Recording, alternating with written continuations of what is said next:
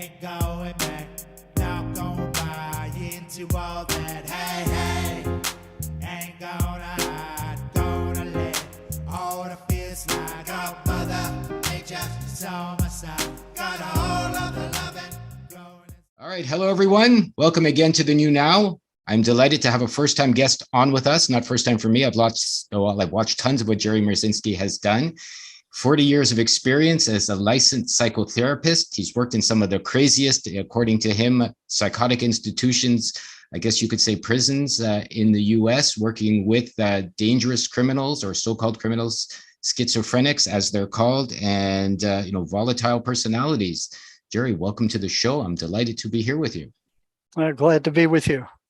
So we're going to call this one Mind Monsters. We're going to discuss those inside voices, the ones between the ears that Jerry and I have both concluded are real, not from you and maybe originating from somewhere else. Jerry, what would you say about that? Well, shoot. I'm not quite sure where to start. My journey started at a place called Central State Hospital after graduate school. It was the biggest psychiatric institution in the United States at the time. I think there were about 10,000 patients there when I first arrived. And I got out of there, kind of going to cure the world out of graduate school. I'm going to, interested in abnormal psychology. And for somebody who was interested in abnormal psychology, it was a candy store of mental illness. And it was just, they had everything there. Nothing in college or graduate school prepared me for what I was going to encounter there. I mean, nothing. And after starting there, it seemed that I was working for a psychiatric rehabilitation center. They called the Yarborough Rehabilitation Center.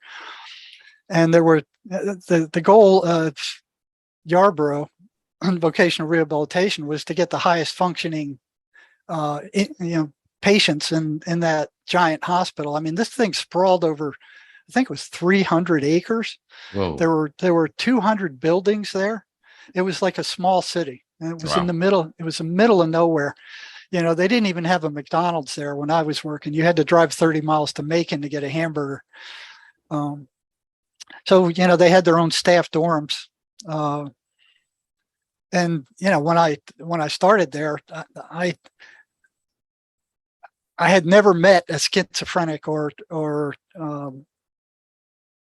anybody that was seriously mentally ill. So it was kind of a prison. It was a prison, like I guess. No, it was a giant psychiatric hospital. Were voluntary or involuntary patients, so to speak? But, well, mostly involuntary. Okay. Yeah, it was a state hospital. They were not wanting to be there. Mm. And, I went there with the brainwashing that I got from the ivory tower, just like everybody else there. Schizophrenia was due to a chemical brain imbalance in the brain of these people.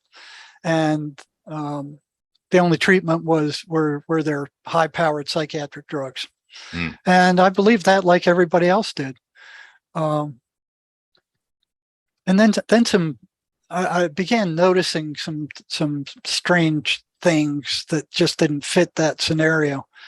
Let me see what one of the first was the number of hospital psychiatrists that were getting beat up by schizophrenics. Nobody got pounded on more than the psychiatrists. I mean, not psych nurses, not dentists, not doctors, not counselors. The assault rate for psychiatrists was about equal to that of the hospital attendants that were on the wards there. So I'm like, they were only seeing psychotic patients for maybe 20 minutes a month, and I'm thinking, like, what are they doing to these people where they're getting the crap kicked out of them in 20 minutes? And what are you going to do to piss somebody off bad enough to get assaulted in 20 minutes? Had no idea. It was just an oddity. I mean, I stored it in there,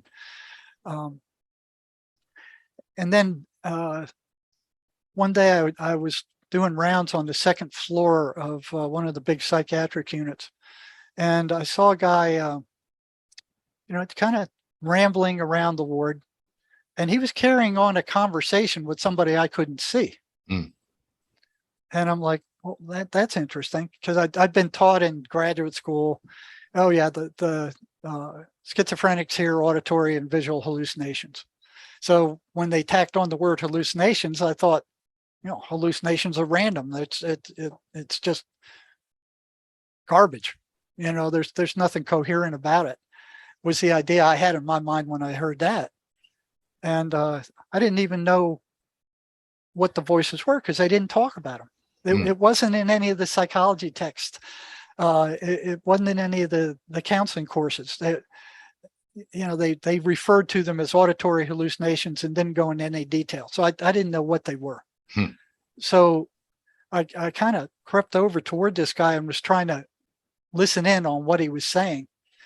And it was like listening to one end of a telephone conversation where you could just hear the guy talking, but you couldn't hear who was coming over the other line. And he was carrying on a vehement argument with somebody that I couldn't see. And he had no telephone. And there were gaps there, like when you stop and you're talking to somebody and you stop to let them talk. Well, he was doing that.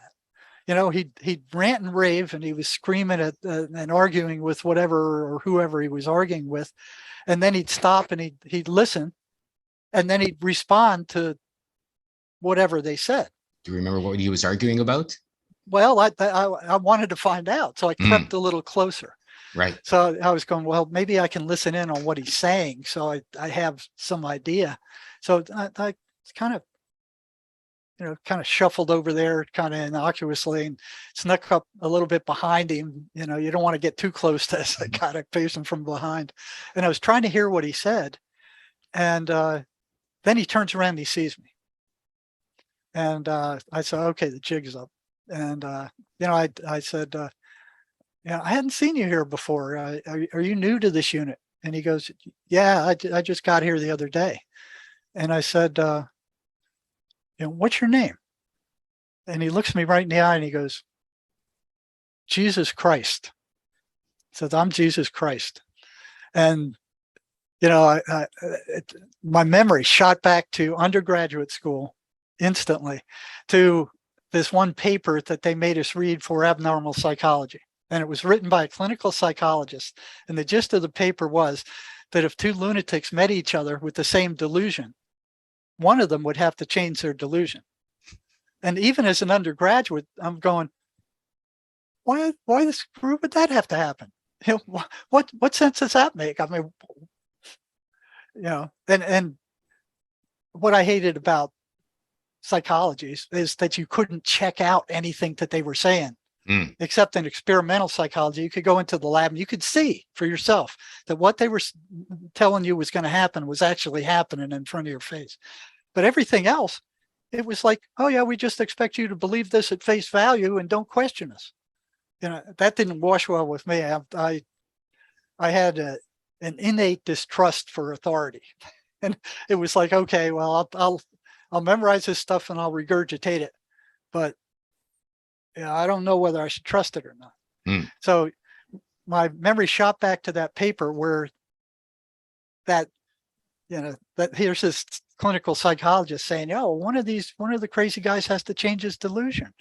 And I just, even at that time, I found that really odd. I said, that just doesn't wash. And I tucked it back in the back of my head, thinking maybe one day I'll get a chance to check it out. Right. So I looked this guy straight in the eye and I said, you can't be Jesus Christ, because I am. And I stepped back and I'm like, okay, what's he going to do? Let's see if what this guy wrote is true.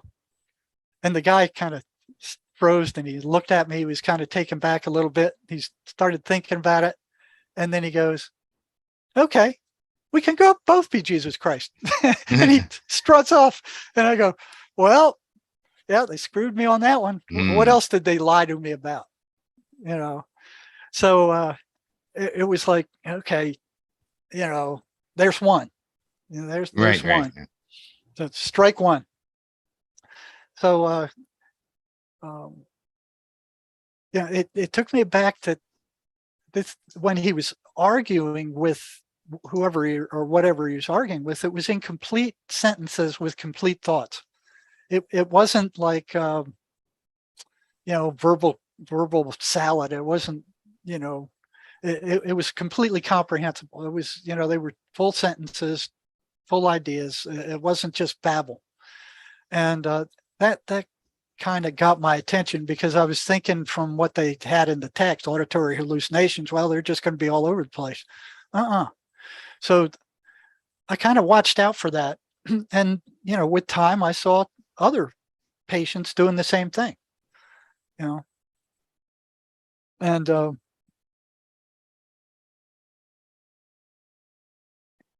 I started asking them some questions about the voices. They were really uncomfortable answering them because they didn't trust psychology.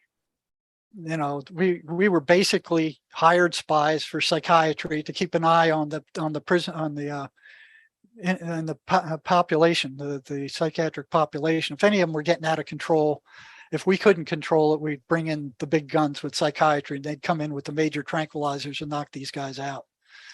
So they weren't comfortable talking about their voices because when psychiatry found out about them, if they were causing them problems or upsetting them, they just drug them. They drug them more. Well, what sort of questions did you ask them? Well, basically, what are they saying? One thing that was really odd is we'd all been taught that they were hallucinations, but nobody I saw at that giant hospital was the least bit curious about what they were saying. What were these voices telling these people? So I started edging in there to try to find out. Let me see what the next thing was. Did any of them answer you straight? Well, I got bits and pieces. Yeah, it would be like one bit at a time. And then what I'd do is take that bit with the next guy I talked to, and I'd say, well, what are the voices telling you? I know this much, and that helped a lot, providing a few pieces that no other staff had. And it showed them that I was serious and I was really curious about what they were hearing, and I wasn't playing games with them. So they slowly started opening up. The more information I got about the voices, the more they opened up, until by the time I did 7 years at that hospital, and I went to work in a large state prison in Arizona after that, I knew somewhat about the voices by the time I left there. But when psychiatry found out that I was asking the patients questions about their voices, I got called up on the carpet and told, the voices are hallucinations. You're making them worse by reinforcing them by asking these guys questions about it. Now stop it. They ordered me to stop it. But by then I'd seen a little bit too much. Let me see, what was the next odd thing I saw, if I can remember it, was when the chaplain was holding an ice cream social in the psychiatric rehab center.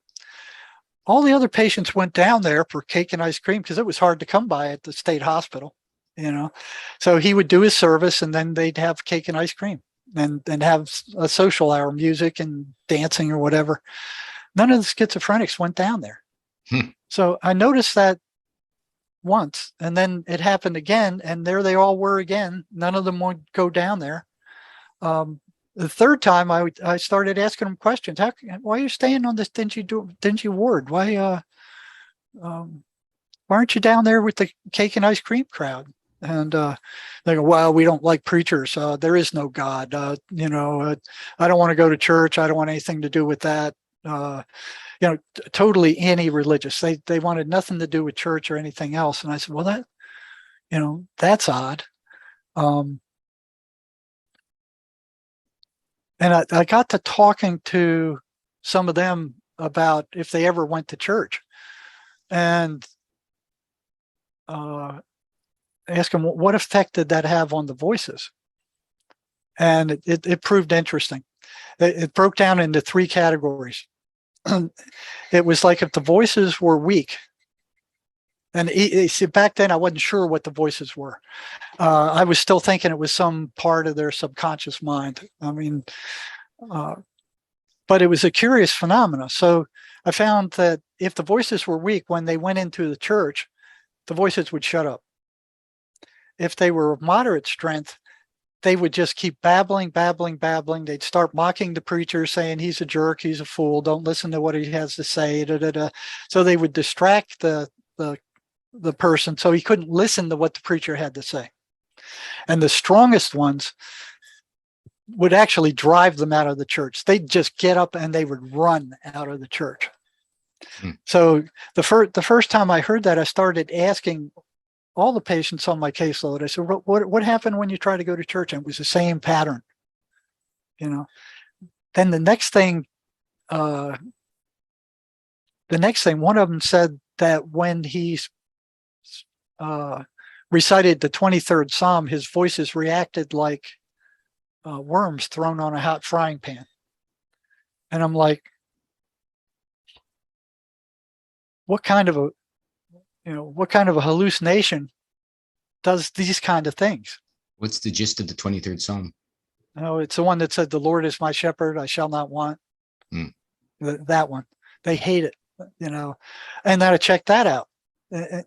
So if I got one bit of information from one schizophrenic patient and it seemed odd, I'd start asking all the others. There was no shortage of them. I had a bunch of them. I had as many as I wanted to talk to. I mean, they were all over the place. The only place where it was more convenient was when I got to the prison. They had turned the prisons into the state hospitals at that point. They shut down all the state hospitals, and all the psychiatric patients that couldn't function ended up in the prison because they had to rob stuff in order to survive. So it was very clear that whatever these things were, they were anti-religious. And it's like, well, what kind of hallucination? I mean, why would a hallucination care? So that wasn't jiving. And then, I'd ask around, like, what,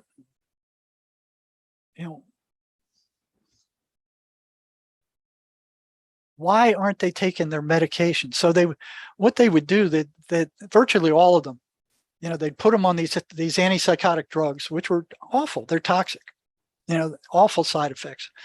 And virtually all of them would eventually go off, and then they go psychotic again. They completely lose it with time. Usually after 2 weeks of being off those things, the voices would come back. The medicines never really got rid of them. They weakened them. And they kind of tranquilized the patient, so he wasn't as volatile or acting out as much. And I got to wondering, time after time after time, almost all of them eventually went off those meds. And they knew that if they went off those meds, they would go psychotic. They would lapse back into that horrible world where it is. So I started asking them, well, why are you doing that? Oh, it's the side effects. I said, the side effects, huh? So what I got out was the DSM, and I wrote down all the symptoms of paranoid schizophrenia. They're awful. Seeing monsters, hearing voices telling you to kill yourself, seeing shadows in the room, feeling like people are following you, they're going to kill. I mean, it's just awful. It's like a nightmare. And I wrote down all those symptoms. And then I handed them first I handed them a blank sheet of paper, and I said, okay, write down all the side effects you had from your medicines. And they all didn't have the same side effects. So got the paper with the side effects. And then I gave them all the symptoms of paranoid schizophrenia. And I said, here, check all the ones that you've experienced when you were in a psychotic state. And it was bam, bam, bam, bam, bam, bam, bam. And then I gave them both back to him, and I said, what's worse? You know, are the side effects of the medicines worse, or is it worse to be floridly psychotic? Every single one of them said it was worse to be psychotic. Yeah, there were no dissenters. And after, you know, I was asking time after time, every single one of them that went off their medications, I would ask, why did you do that? You know, oh, side effects. Well, you knew what would happen if you went off your meds, right? Well, yeah. Then why'd you do it? Side effects. So I'd give them the 2 sheets of paper. Which is worse? Side effects. The side effects were not as bad as the actual condition. And then I'd ask them, well, then why'd you go off your meds if the schizophrenia is worse than the side effects? What do you think they said? Every single one of them said, I don't know. Really? Really. Every single one. That went on for 3 years. I felt like one of them asking the same question over and over and over again and expecting a different answer. Mm. You know, it took me 7 years to get the answer to that one. Which was? Well, what happened one day is, you know, the only thing we had at that time, this is back in the mid 70s, Right. that would control psychosis were the major tranquilizers. That was all they had. Talking to these people or counseling them was like water running off a duck's back. It had no effect whatsoever, none. So one day, what we did is after 3 strikes, after they went off their medications 3 times, we went, well, okay, if they're not going to stay on their meds, they're not going to be able to function out in public. So we'll discharge that one and we'll put somebody else in who looks like they have a better chance. They'll stay on their medications and they'll be able to function when we release them. So this girl had gone off for the 3rd time. She was, you know, raised a big stink in the cosmetology class she was in. And we had to pull her out of there, can put her back on her meds, and notified her mother that she was being discharged because she wasn't being compliant with treatment. Discharged from the treatment, but still in prison, or is that what you mean? She would still be in the hospital somewhere, but she wouldn't be in the rehab center. Okay. They might even send her back to her mother, but she wouldn't be there anymore. Okay. So the mother calls me and she's desperate. She said, don't do this. Don't do this. I can't deal with her when she's that way. I've tried. I'm going to come up there. We'll talk to her and see why. Yeah. Well, let me talk to her. Let me drive up there. And she was down in South Georgia. So it was like several hour drive for her to get there. So I said, okay, all right, come on up this Friday and we'll talk to her. So the mother came in. We were both sitting in my office talking. We brought the gal in and, you know, started talking to her. So, well, you know, why'd you do this? And her mother's begging her, why'd you do it? What, you know, why do you keep going off your meds? You're about ready to get thrown out of the program. And she goes something like, well, you won't believe me even if I told you. And I said something like, you know, hey, try me. I've heard some pretty strange stuff while I'm here. I don't think you're going to, you know, frighten me off. So she said, okay. The voices told me that the psychiatrist was poisoning me with those meds. And they pointed out the side effects and said, this is the result of being poisoned. Mm. And right away, it was like, click. That's why all those the psychotics were beating up on the psychiatrist. You know, the voices were telling them that they were being poisoned, and these guys were hitting back at them. You know, so that was near the end of 7 years. Well, I'm curious, like, weren't they kind of being poisoned by the medicines? Yeah, like, they were being poisoned. Yeah. Yeah. So yeah. Those medicines are toxic. They're some of the most dangerous drugs in use today in medicine. They actually shrink the patient's brain with extended use. I mean, like a walnut, just shrink it to destroy the peripheral nervous system. And the hospital was full patients that had been on those medications for years, and they no longer could walk normally. They called it the Thorazine shuffle, where they just kind of dragged their feet as they shuffled along.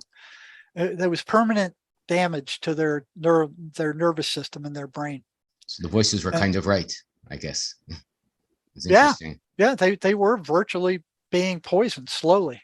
Hmm. And when that came out, some researchers they found that when they were autopsying the bodies of chronic schizophrenics, they would find that their brains were all shrunk, abnormally shrunk, like rotten walnuts.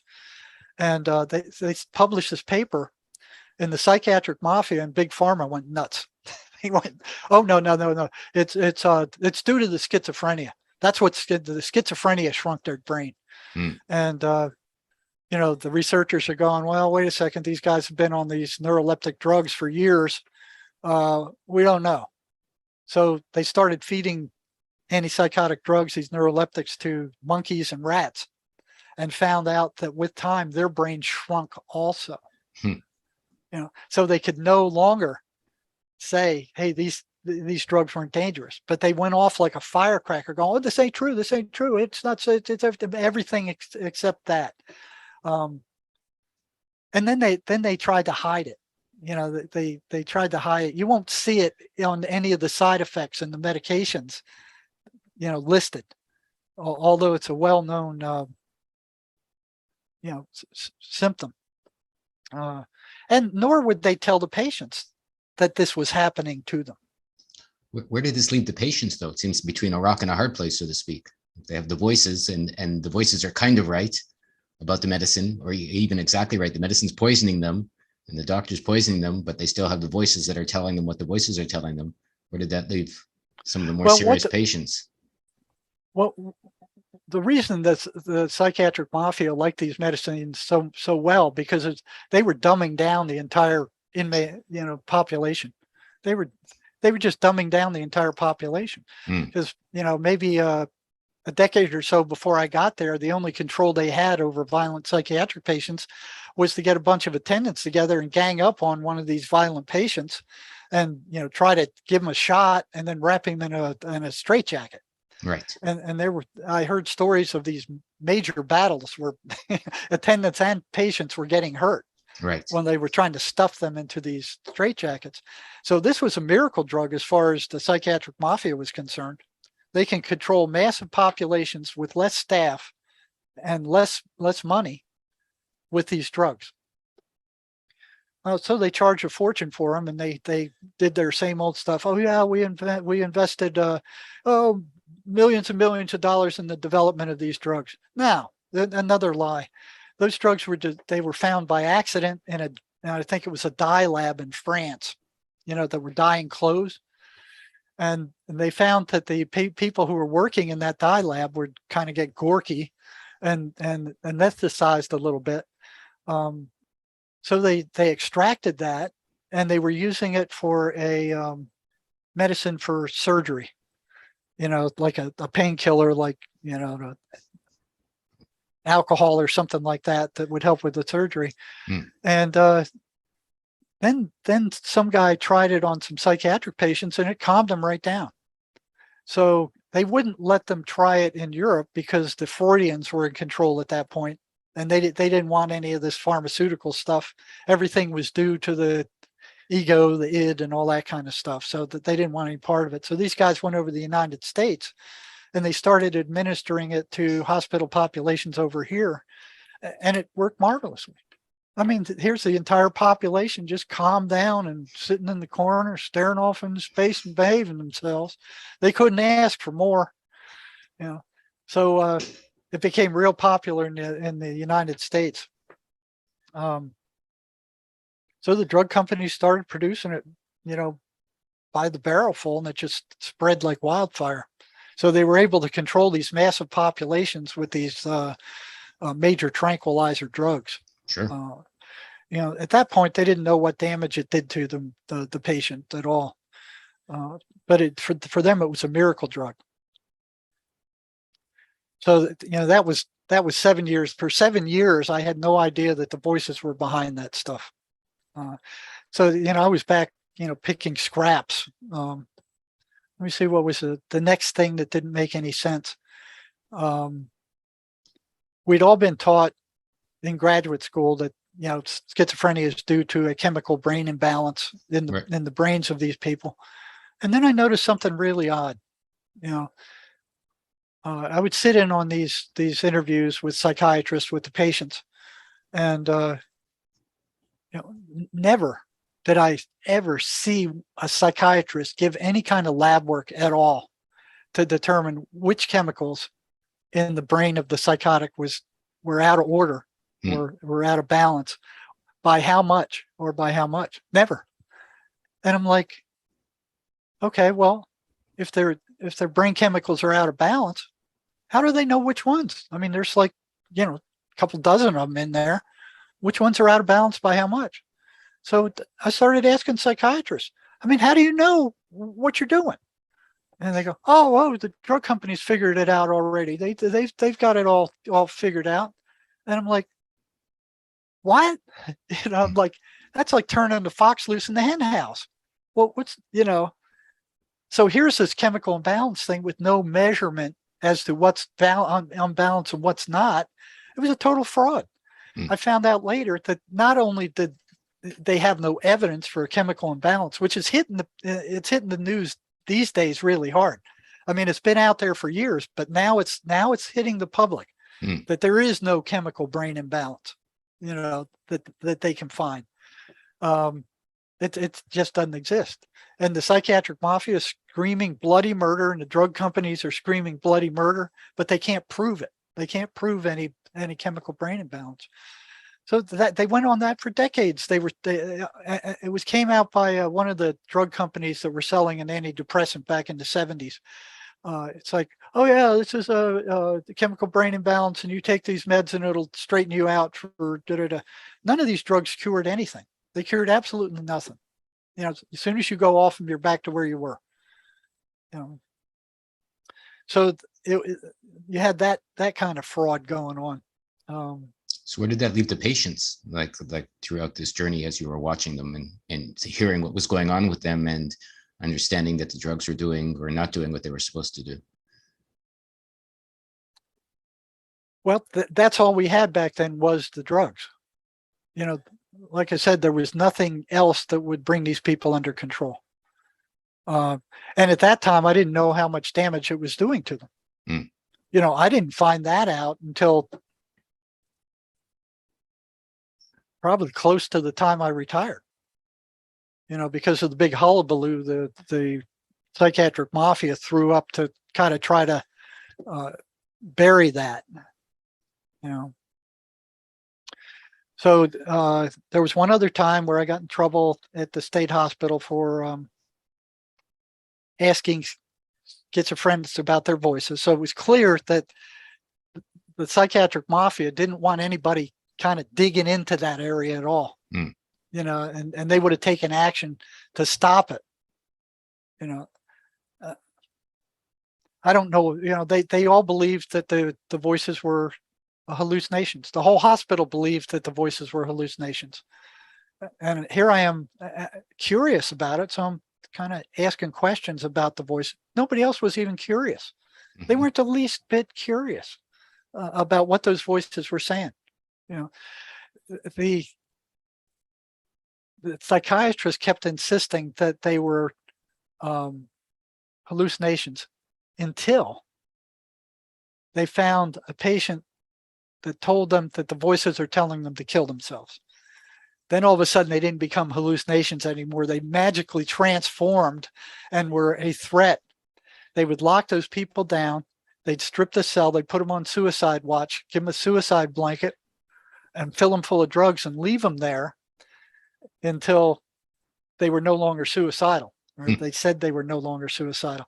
So they were hallucinations until they found that the voices were telling the patient to kill themselves, and then they became very real for them.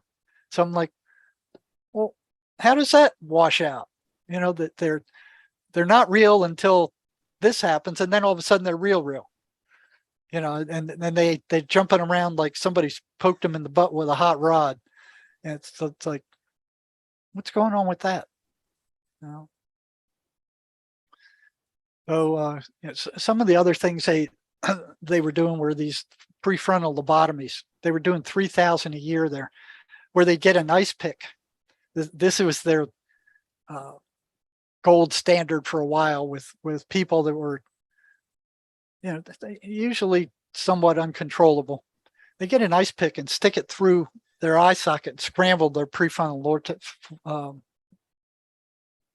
cortex.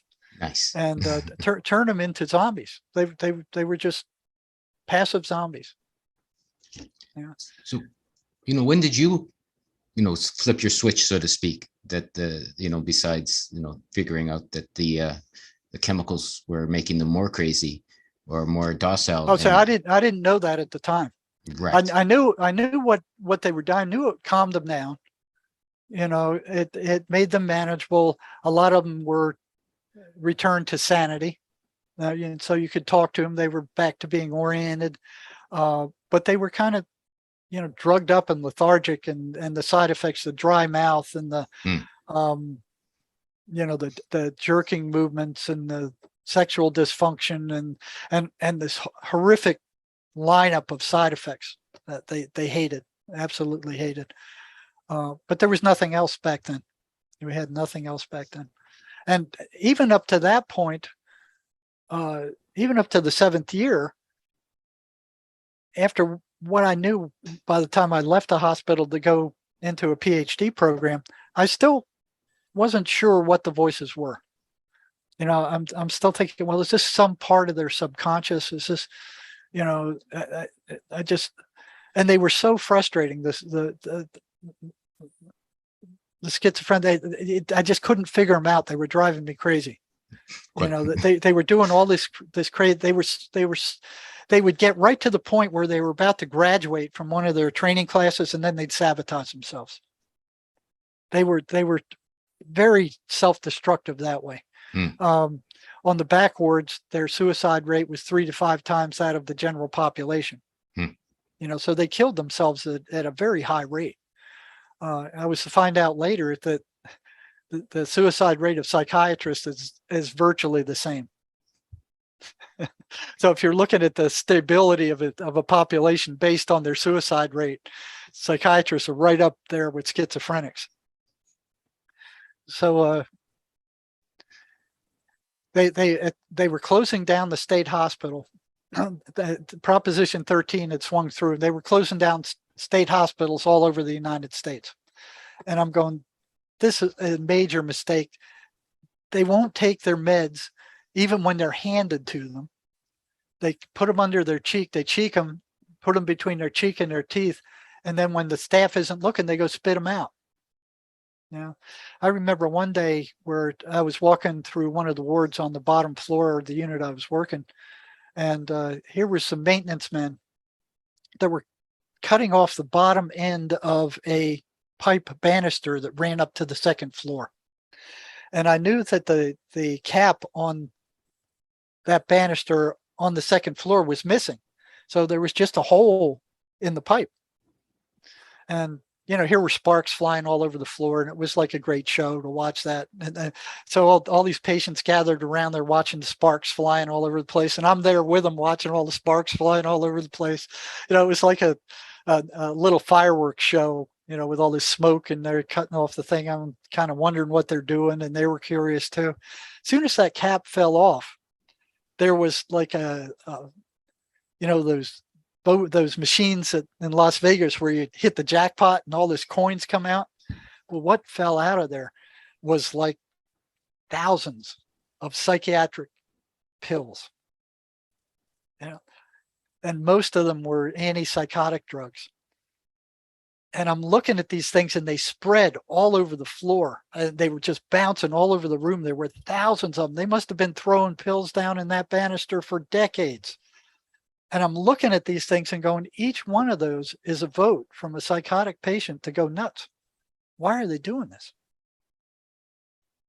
Why are they throwing these medicines away? It's the only thing that's keeping them sane. Back then, I didn't know much about the voices then. That was like a bit by bit learning process. What I did know by the time I left the state hospital, that the voices they heard, whatever they were consistently negative. You know, they weren't random. They were always negative. You know, if they were a hallucination, I mean, hallucinations are positive, negative, mediocre. They're all over the place. You know, there's. My question was when I left there is what is it that is holding these things consistently negative? There's something doing that. You know, so it reminded me of that movie where, what they call it, The Enemy Below, where a destroyer was chasing a Nazi U-boat and they beat it up pretty good. And when it would escape, it would go back onto the same course it was on previously, you know, to head back to wherever it was going in Germany. So when the captain lost it, he just went back to that same course again and picked it up again later on. So it's like, you know, what is keeping these hallucinations or whatever on that negative course? What is holding it onto that trajectory? Something was. It was never good. The voices were never good stuff. They were never mediocre stuff. They were virtually always negative stuff. You know, and they didn't like talking about them. And I found out later that the voices themselves were telling them not to say anything. You know, the voices were telling them, you talk about us, they're gonna medicate you. They're gonna fill you full of meds, and in effect they did. You know, and then out in the community, the voices were saying, don't talk about them, or they're gonna fill you full of meds and they'll lock you up too. So they didn't want the patient talking about whatever they were. And I'm like, well, that's pretty weird for a hallucination. What kind of hallucination would do that? So after getting out of the PhD program, which provided nothing useful, I mean, there was nothing clinically useful there. I went to work at I went to work in an emergency room at one of the hospitals in Tucson, and eventually landed a job at the state prison psychology department, you know, here in Tucson, and found that here I was back with schizophrenics again. You know, I didn't want to deal with them. I mean, I was sick of trying to figure them out, what was going on with them, and I was beating my head against the wall. I didn't know what was happening. And it was like some big hand grabbed me and said, okay, back to the schizophrenics again. You know, so here I was with a prison full of schizophrenics. But it was a lot easier actually in the prison, because I didn't have to worry about one of them going to the warden and saying, oh, the psychologist is asking me about my voices, and then getting put on the carpet and threatened for doing that. Right. I mean, if any prisoner who went to a warden and said, hey, the psychologist is asking me about my voices, man, I don't like it. That warden would go, get out of my face, buddy. Get away. I didn't want to hear anything about it. Yeah. So you were free to ask. I was free. I was free to ask. I was free to experiment. I was, you know, so what I did, I mean, there were plenty of schizophrenics there too, because now that they had thrown them all out of the state hospital, the only way they could support themselves out there was, you know, steal stuff or rob people. And so they ended up using drugs and getting in prison. And so here was the prison with the same population that I had at the state hospital, you know, 2,000 miles away. And what was so interesting is that the voices were the same. They ran the same patterns. They said the same things. They behaved in the same manner. As the voices that infested the patients in the state hospital, you know, 2,000 miles away. You know, it was like they were all made from the same cookie cutter. And I'm like, what's with that? You know, why are they saying the same things? I mean, here I'm thousands of miles away, and it's the same thing. It's like they all graduated from the same school somewhere. I'm like, that's odd. That's really odd. So here I was again, like, like, what is going on with these friggin' people? Why are they doing this? Why are they going off their meds? Why are they acting so bizarre? Why are they stabbing people? Why are they killing themselves? Why are they acting like a bunch of lunatics? I mean, what is going on with them? And, and by then I suspected this, chemical brain imbalance stuff was a crock of crap. If they didn't have any way to measure it, then it was just a bunch of bull. And the same stuff was going on in the prisons. The psychiatrists there, oh, it's a chemical brain imbalance. The only thing we can do is these meds again. So here we was back in the same boat again.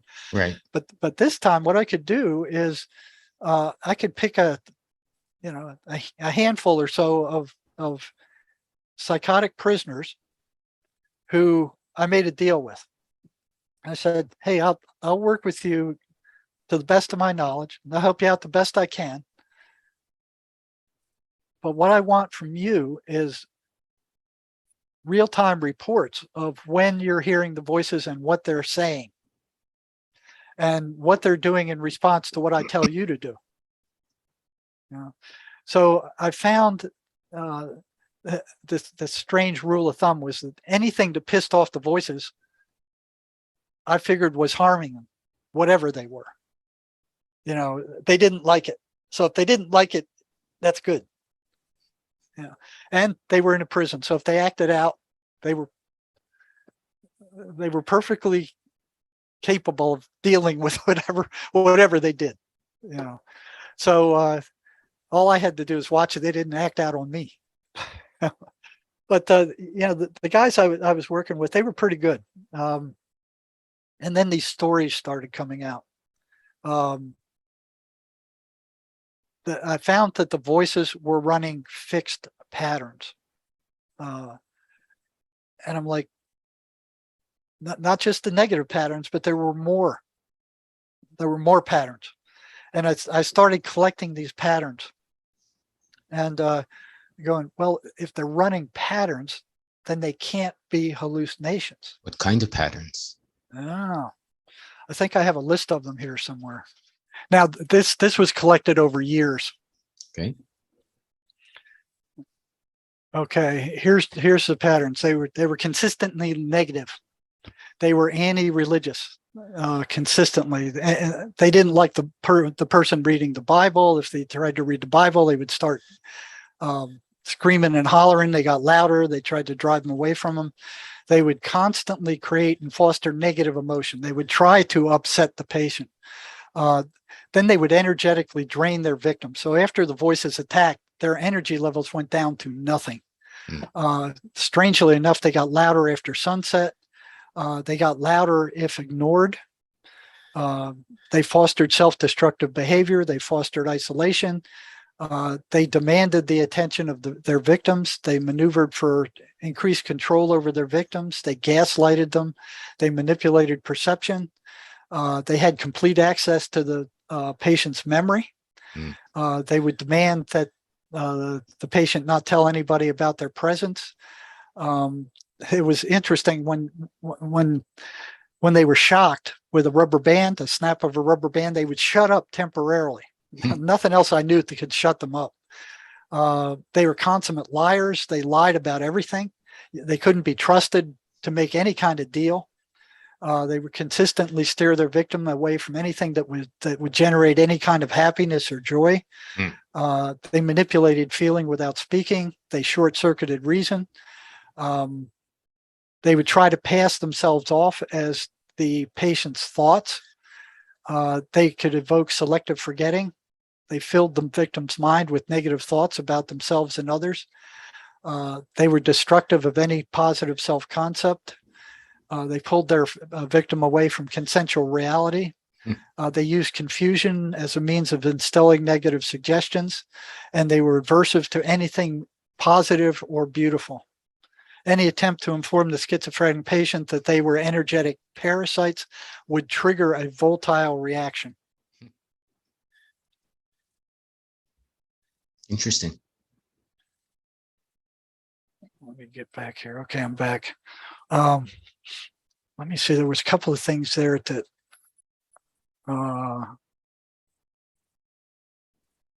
I wanted to talk about, but I forgot what they were.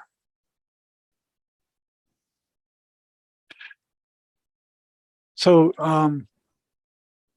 you know, as I was working with these guys, you know, I found that when they were upset with something, the voices, I assumed that, like anything else, I mean, when it gets upset, it doesn't like what's going on. You know? So one of the things that I learned in the state hospital was they didn't like the 23rd Psalm.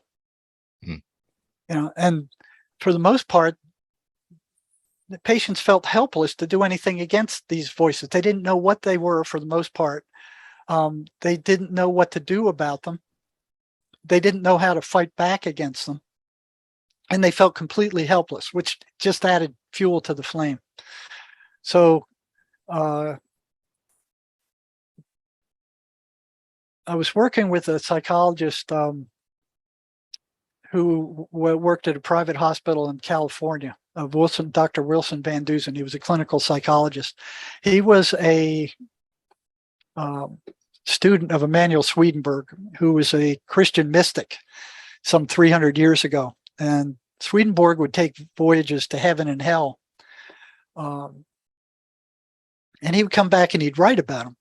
And Van Dusen noticed that the voices in his schizophrenic patients matched exactly what Swedenborg was saying about the evil spirits that he was talking to on the other side. And he started writing about that. And I found that very interesting. So I started emailing him, and he sent me a book written back in the 1920s by a dentist whose wife was a psychic, and he would use static electricity to shock schizophrenics with the static electricity, and the voices hated that. And he said that they would leave the patient's body, and then his wife, who was a psychic, would pick up on them and talk them into the light. And if they went into the light, they disappeared. The voices. The voices. So I found that very interesting. So here's Wilson sending me all these advertisements for static shock machines. And I wrote him back and I said, "Are you crazy? You know, if they find out that I'm shocking inmates, they're going to lock me up. What are you thinking? You know?" So I'm like, you know, I got to test this out. And I went for months and months and months, like, how can I do this without getting fired? You know, how could I administer some kind of shock to these guys to see what effect it had on the voices without being drug up before the medical director? And I've had enough of that at the state hospital. So one day, and this was like, it went on for months. You know, I'm like, how do I do this? How do I do this? Off and on. Yeah, all these ideas that wouldn't work. And I was talking to a secretary one day in the prison, and I looked down on her desk, and here was a rubber band. And I looked at that, and I went, ah. So I snatched up that rubber band. I pulled in one of the psychotic prisoners I was working with, and I said, "I'm going to give you this. When your voices start up, snap it real hard and tell me what happens." So consistently, he reports that the voices shut up temporarily. You know, they actually shut up. They would shut up for, 20 seconds to half a minute. You know, which was great, because that was a period of time where I could get information into them. I could get information to them about what I knew about the voices, because while the voices were prattling, they couldn't concentrate. I mean, it was like, when you're trying to talk in a loud bar, you hear all this, and you can't get through. That's what it was like with them. So the two things I knew at the time was the 23rd Psalm. So what I'd do is I'd give them the rubber band, and I said, snap the rubber band, repeat the 23rd Psalm. That's like punching them in the face. So I had all these inmates running around snapping the rubber band and repeating the 23rd Psalm. I was actually handing it out to them until the chief psychologist caught me and said, "What are you doing?" And I said, "This works. Yeah, this works. The voices don't like it. They shut up when you snap the rubber band. They don't like it." They ordered me to stop. So I'm like, okay, there we go. Here it comes again.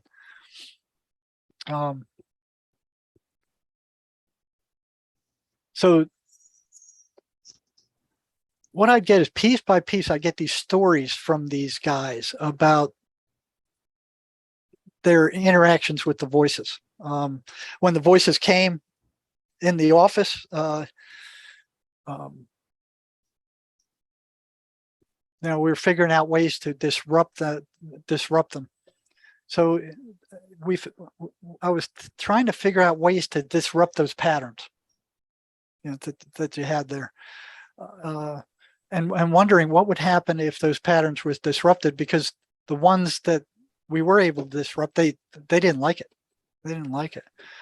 So, I'm getting all this information from these guys, and figuring out ways to disrupt these voices and giving them homework. So I'm like, okay, do these things and come back next week and tell me how it worked. So you're ultimately trying to help them out, I'm guessing, from the voices. Like that was kind of your job in the institute. How do we get rid of the voices? Gotcha. How do you disrupt them? I mean, what effect can I have on them? Because regular counseling was like spitting in the wind. You're wasting your time. Right. So it's like when I saw that they didn't like disruptions to their patterns, I'm like, okay, well, let's do some disrupting and see what happens. And this went on and on and on until I got a good sized list of things that they could do to disrupt. And then all of a sudden they started coming back and saying the voices don't like what you're doing. They're getting pissed off with you. And I'm like, well, yeah, tough shit. Tough crap. So we kept going, and it, here these disruptions are having an effect on the voices. They didn't like it. So here's one patient I'm working with that as he's leaving, he turns around and he looks at me and he says, "You know what you're doing is dangerous, don't you?" And I went, "No." I just looked at him. I didn't think it was. I mean, they're stuck in your head, not mine. And then he turns around and leaves. And I'm like, well, what was that? I don't know. So I kind of blew it off. This guy's getting better and better. He's the one who told you it was dangerous. Yeah, the one who, he's Right. he's gaining more and more control. Okay. And then he comes to my office one day without a pass. And just knocks on my office. I had a deal with these guys that if they were feeling like they were losing it, that they could throw pebbles at my window and I'd get them in as soon as I could. So we had a working relationship together. So he comes in unannounced, knocks on my door, and he says, "The voices want to talk to you." I'm like, "They want to talk to me personally?" He goes, "Yeah, they want to talk to you personally." That hadn't happened in 25 years. I mean, that it never happened. I'd never talked to them personally. It was always through the patient. They would say, "Oh, they're calling you a piece of crap and they're saying you're stupid and crazy and don't listen to anything you say." It was common stuff. And but it was never personally. It was never straight up. And the more I'm going into this, the more unstable my denial system is getting, that these things are some figment of their subconscious mind or something. I mean, by the time this started happening, my denial system was very shaky. But I kept patching it together because I just couldn't conceive of them being anything else than, something gone wrong in their subconscious mind or something like that. I mean, there's had to be some logical explanation for this, but I couldn't find one, and neither could anybody else. So he comes in, he sits down, and I said, close the door, and I said, well, what do they got to say? And he said, these words came out of his mouth. Can't make me lie to my heart. No one tells me where I should start. Free to bust is what I say. Nothing now gonna get